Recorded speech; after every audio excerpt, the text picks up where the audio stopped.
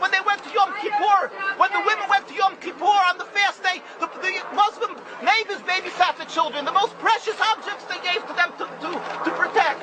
How could that be if they're our enemies, mortal enemies? Because they're not. It's not a religious conflict. That's a Zionist ploy of accusing everybody of being anti-Semitic. You want peace? You want to have a conference here of peace? Step back and look and read the facts. Not the facts that's been misconstrued by the Zionist propaganda. The facts that are realities. The facts on the ground. How we've been living for hundreds of years in Yemen, in Morocco, in Tunisia, in Palestine, in Egypt. What Arab land have not Jewish people been living together with Muslims without any human rights groups? Tell me what land the Jews did not live in harmony with the Muslims. In Iran, we have over 25,000 Jews there, thank God. Why? Because this is not a religious conflict. It's purely because of a political movement, a relatively new movement, which is antithetical, contradictory to the Jewish religion of thousands of years. Judaism is spirituality, a religion of compassion to emulate God. Zionism must be created 100 years ago by atheists, people who abhorred religion, who wanted to transform Judaism from religion to nationality, to a purely materialistic base, godless in its essence. That is not Judaism, and they have no right to use the name of Israel.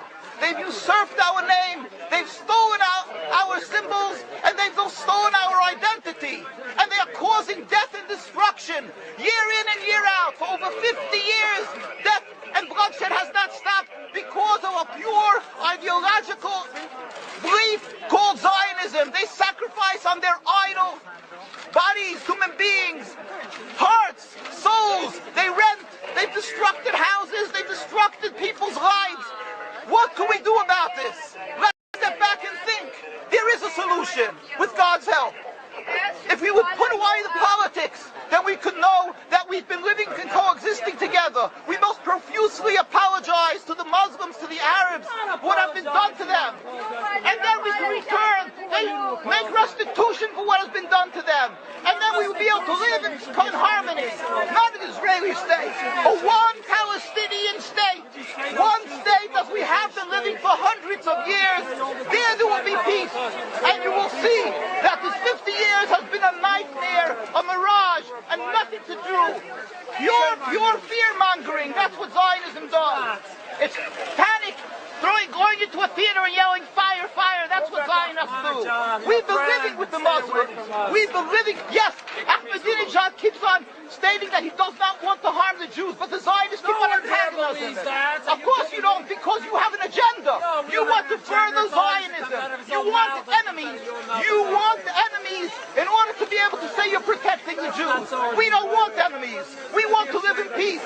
We have been always living in peace with the Muslims, and we will, with God's help, continue to live with them in peace. We implore the participants in this conference, read, step back, study the history truthfully, and see what the true Jewish voice is of hundreds of thousands of Jews who are still true to their religion, whether they're living in Jerusalem, whether they're living in New York. What do these Jews in Williamsburg section of Brooklyn, hundreds of thousands of Jews who are the most God-fearing in the community, why are they all opposed to the state of Israel? Why is that one Israeli flag in Williamsburg, Brooklyn?